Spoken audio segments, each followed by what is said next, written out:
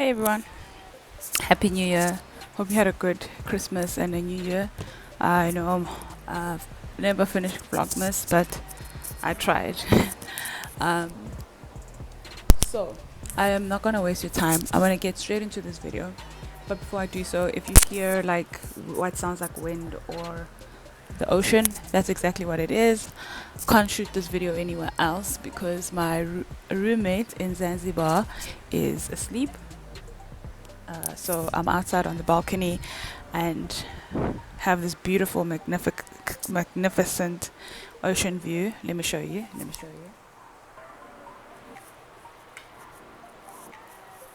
You see? So the sound comes from there. Using my headset so to improve the quality of the sound, and I hope it helps. So, as you would have seen from the title of the video, I'm sort of assisting fourth year students in choosing electives for final year, particularly Unisa students. And this is because I was approached by at least 3 Unisa students on modules that I thought they should take as electives in final year. Now, I just want to start off by saying that when it comes to electives, the university is really giving you an opportunity to study in a area of law that you are interested in or that you'd like to specialize in, right? So it's not compulsory for a reason. They're not like areas of law that are general practice areas of law, if that makes sense. But if it's something that interests you, they give you an opportunity to study in that area and learn a little bit more. So my advice is that as a point of departure, please take the modules that you're interested in, that you like, that you perhaps think you want to specialize in. But if you don't have a preference and you want to know, and that's why I'm doing this video, if you want to know what modules are relevant in the sense that in the practice area, there are more opportunities or there's a high demand of lawyers who have those particular expertise, then I suppose then this video might assist you. That's the point of departure. Choose the elective modules that are of interest to you. But if you don't have a preference and you want to know the modules that are popular in practice or that have more job opportunities, then this video is going to help. I'm also going to try and see if I can't assist in advising on which modules make sense to take together as electives. All right. Environmental law. So like I said, most of these elective modules, as I see them, are specialized areas of law. In fact, they are specialized areas of law. The question is there a market for that specialization in South Africa? Environmental law, yes, right? There are big law firms that have environmental law departments. There are also organizations non-profit organizations that have opportunities in that particular area of law. So basically, my advice is that if you want to do environmental law, like it's something that you want to do, then do it. Like I can't say to you anything else. It's not a big specialization area, if I can put it that way. But if you want to do it, then there are opportunities available. International human rights law. Also very specialized area of law. I'm not really aware of law firms or organizations that have opportunities in this area of law. I'm sure they're there. So I'm just saying, according to my knowledge and what I know or what I've seen, this is not something that comes up quite often. So again, this one is one you're going to take if you're interested in that area of law, and not if you're looking for a practice area that's in high demand or that has a lot of opportunities available. Education law. Let me do this. I think you might hear me better. Education law is another area of law that I haven't quite seen often in practice. So I wouldn't recommend it if it's a module that you are wanting to take on the basis that there are a lot of opportunities in that area. If you want to do it again, do it because you like it, and not because you hope to find a job or you believe there are a lot of job opportunities in education law. No. Medical law. Medical law is a very good one. It's one of the top 2 modules that I'm going to recommend to take in this video.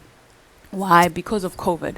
So I've seen a lot of people talking about medical law being useful, especially at a master's level, but I suppose can also be useful as a module in your final year, particularly due to COVID and, the whole changes in the law when it comes to medicine or when it comes to negligence, medical negligence and all of that. So this is an area of law that I think is going to grow, and it's currently an area of law that requires a lot of specialization from practitioners. So if, for example, you don't know what area of law to practice in, it's an interesting one to do. This one is an interesting one to do, and it might be very useful for you when you start working. Media law. So I remember I did media law in varsity 2014. It was also an elective at tax. It was quite easy, man. I just can't remember what it entailed. My recollection of what we did in media law seems to be faint. But what I want to say is that if you're interested in media law, then I would recommend that you take it with legal aspects of electronic commerce. The reason why I say this is because in practice, there's an area of practice that is referred to as TMT law, right? If I'm not mistaken. And that's exactly what API does. It's telecommunications, media, and technology, right? And there they do data protection, privacy law, and technology and other stuff as well. That's in practice. I don't know if in school what you learn is the same as what you practice, right? But my point is that is an area of law right now that in practice is gaining a lot of traction. It's a very specialized area of law, and it's quite big, especially with data protection, data privacy. So if you want to do media law, because in practice these areas are combined or coupled together, then I would say do media law with legal aspects of electronic commerce. That's my advice. It's a good area as well, okay? Private international law. Private international law is also very specialized, and I'm not going to lie and say that I know of many opportunities in that specialized area of law. So it's one of those that you're going to have to do because you like it. Patent and copyright law. So with patent and copyright law, I want to say that there's no use in doing patent law if you do not have a BSc degree and you don't plan on practicing as a patent attorney, because to practice as a patent attorney you need a BSc degree as well as an LLB, right? You can say you just want the knowledge. Maybe one day you'll study a BSc and then go into patent one day, but I don't know how useful it is, to be quite honest. So only if you have a BSc and you want to do patent law, practice as a patent attorney one day, then I would recommend it. Because with the patent and copyright law, I know that Unisa focuses more on patent law than they do on copyright law. However, if you're interested in intellectual property in general, then I would recommend that you take patent law and copyright, and you also do law of competition and trademarks, because you can be a trademark attorney without having a BSc degree. So it just makes sense to do those elective modules together, even if you do not have a BSc degree, but you're interested in intellectual property. There are obviously opportunities in IP in practice. There are good firms who, you know about them. Adams and Adams, Spoor and Fisher, Kirsch, I guess, is a good IP firm. There are many. In fact, they're not many. There are quite a few. But I also want to say that if you don't get in those firms, then it becomes a bit tricky. Those are the firms that really teach you intellectual property at a level that is really beneficial and helpful, and good. So I'll say the great firms that offer IP law are not a lot. But if it's something that you like to do, then it's worth it. Tax law. Tax law was a compulsory module at tax during my time. I don't know what it is right now. Another specialized area of law. There are opportunities. I always see vacancies that are available in the tax area. However, I've heard from people who did do tax law or who have done tax law that it's very boring. So unless it's something that you're interested in, and you really want to specialize in tax law, then I wouldn't really recommend it. But the opportunities are there, in tax law. Insurance law. Insurance law is very big in law firms, in private practice. There's obviously various aspects of insurance law, so it is an area that has many opportunities. So if you like insurance, then go ahead and do it. Banking law and usage. Banking law is also a very big area of law in private practice, in law firms. So that's my elective module that I was going to recommend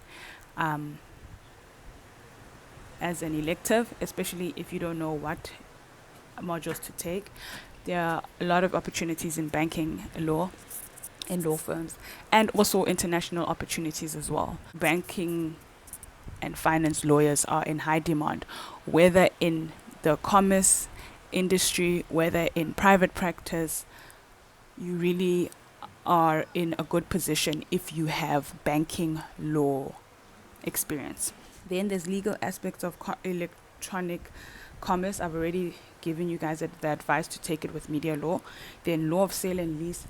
I don't think it's important, to be honest. I don't think it's one of those modules that moves your knowledge in law or your opportunities any further. So you will have to do it if you like it. Conveyancing and notarial practice are the last two. So lead offers conveyancing and notarial practice courses if you want to be an admitted conveyancer or notary public, right? They have courses that you can attend, and then write your notaries and your conveyancing exams through the Legal Practice Council. So here's what I have to say. Not everyone wants to be a conveyancer, and not everybody wants to be a notary public. And you might only find out when you start working that that's something that you want to do. So it's not a train smash if you don't do it as a module. It's actually the first time I see, well, at tax, I don't remember us having conveyancing and notarial practice as a module, or as, we didn't have it. So my thing is that if it's something that you want to do in future, then LEAD has a course that you can do for both of them, right? So for now, is it important? No. But if it's something you're sure you want to do, like 100% sure, then it might be useful to do it now, because I've heard that conveyancing exams are not easy. These are now the admission as a conveyancer exams, right? Though they are not easy, and neither are the notary's exam, right? So it might serve as a nice foundation. And then if you feel still a little bit unsure on what you've learned in varsity, you can take the lead course before doing your exams with the LPC. So it depends. I don't think it's important. I think the other elective modules are more beneficial in at least expanding your knowledge in law. And then these last two, you can do it at a later stage, because there are institutions that offer courses on them. But if you're going to do these modules, you must do them together. So do conveyancing and notarial practice together. And that's my advice on these elective modules. I hope that helps. If you have questions, you can ask me. I'm not a I don't claim to know everything. Really, I don't know everything. It's just what I've seen over the years in practice, and what I've come to realize with, other people that I know within the practice area of law. So that's my basic recommendation on the modules that you guys have to take, or that you should consider taking at Unisa, and perhaps it will help Unisa students who are not in Unisa as well. Guys, see you during the year.